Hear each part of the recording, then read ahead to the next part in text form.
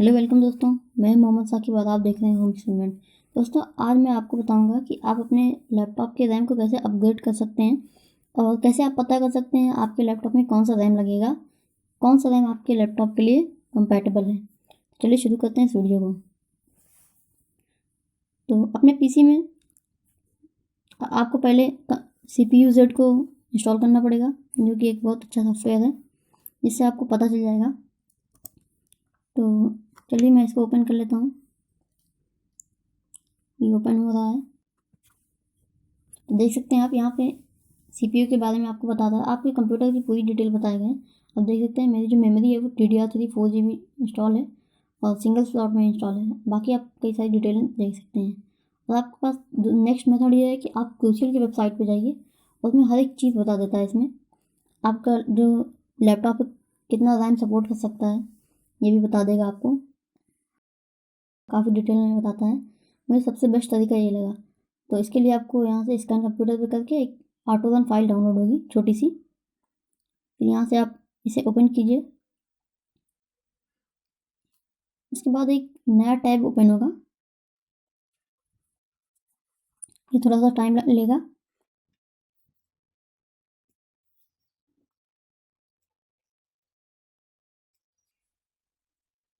फिर ये रीडायरेक्ट हो जाएगा। उसके बाद आप देख सकते हैं यहाँ पर आपको शो होने लग गया कितना मैक्सिमम मेमोरी सपोर्टेड है और कितना स्लॉट में आपका लगा हुआ है और कौन से स्लॉट में कौन सा मेमोरी इंस्टॉल है। तो इसमें आपको बता देगा कि SSD के बारे में बता देगा और आप नीचे जा कर के इसमें बाय भी कर सकते हैं क्रूसेल की। वैसे ही सबसे बेस्ट टॉप रेटेड कंपनी आती है रैम के मामले में। आप यहाँ से रैम को बाय भी कर सकते हैं। तो अभी मैं अपने जो है पीसी की प्रॉपर्टीज़ में जाकर के आपको दिखा देता हूँ। यहाँ पर 4GB इंस्टॉल्ड है। विंडोज़ 10 मैं यूज़ कर रहा हूँ। तो दोस्तों अभी आप देख सकते हैं हम लोग इसको खोलने जा रहे हैं। हम चलिए ओपन अप कर लेते हैं। सबसे पहले आपको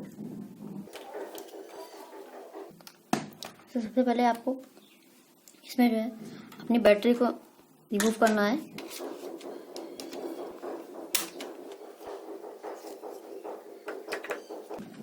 दोस्तों अगर आपको इसको खोलना है तो आपको एक टूल किट बाय करना पड़ेगा, जो कि मार्केट में आपको 100-150 रुपये का मिल जाता है। अगर आपको बाय करना है तो लिंक डिस्क्रिप्शन में है, आप वहाँ से बाय कर सकते हैं।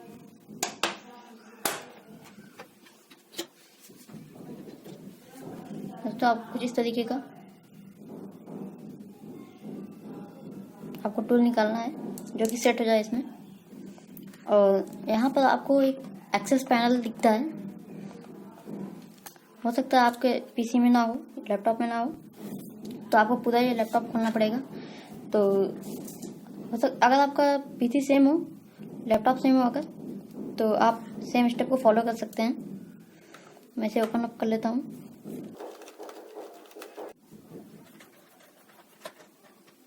तो ये ओपन हो चुका है। आपको कुछ इस तरीके से यहाँ से इसे पॉपअप करना है, आराम से इसे पुल कर लेना है। देख सकते हैं यहाँ पे ओपन हो चुका है हमारा ये पैनल।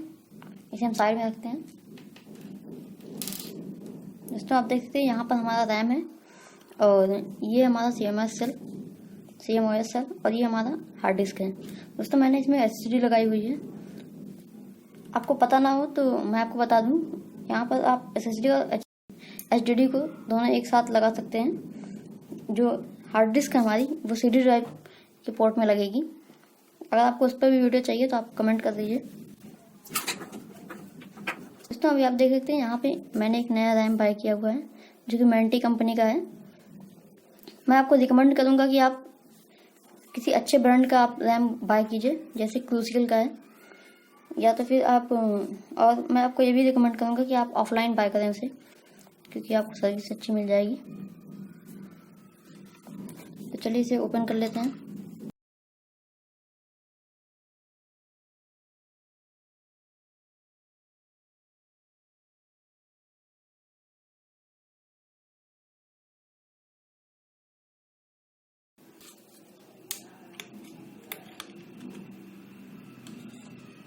दोस्तों आप देख सकते हैं ये हमारा रैम है। तो ये DDR3 रैम है 4 GB का। तो मेरे इस लैपटॉप में पहले से DDR3 का एक 4 GB का रैम लगा हुआ है। दोस्तों अगर आपको रैम निकालना है तो यहाँ पे दो एक पिन लगी हुई है, आपको यहाँ से इस तरीके से हटाना है तो ये पॉप अप हो जाएगा। तो देख सकते हैं यहाँ पर मेरे पास एक सैमसंग की रैम लगी हुई है, सैमसंग की DDR3। तो ये पहले स्लॉट में लगी हुई है। यहाँ पर अगर आपके पास 2 स्लॉट होगा तो आप यहाँ पर ऐड कर पाएंगे। अगर आपके पास नहीं है तो अगर आपको 8 GB रैम बढ़ाना है तो आप 8 GB परचेज़ कीजिए, ताकि ये 4 आप सिंगल स्लॉट में लगा लीजिए। उसके बाद फिर आपका जो रैम है वो बढ़ जाएगा। अगर आपको इसे सेट करना है तो आप कुछ इस तरीके से इसमें सेट करेंगे, क्योंकि ये जो पॉइंट दिया हुआ है यहाँ पर मैच हो जाएगा। उसके बाद यहाँ से आप इसे प्रेस कर देंगे तो ये ऑटोमेटिक लॉक हो जाएगा। तो अब हम इसे सेकंड नंबर के जो स्लॉट है उसमें ऐड करेंगे इस रैम को। तो आप देख सकते हैं यहाँ पर एक पॉइंट दिया हुआ है, मैं इसमें इसे मैच करके सेट कर दूंगा। तो ये देख सकते हैं यहाँ पे लॉक हो चुका है ये। तो अब हम वापस से अपने इस एक्सेस पैनल को बंद कर देंगे।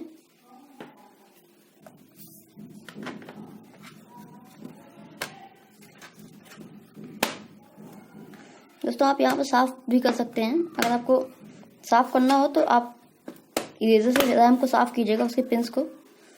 और कोई और अगर पोर्ट को अगर आप साफ़ करना है तो आप आइसोप्रोपाइल अल्कोहल से उसे क्लीन कर सकते हैं।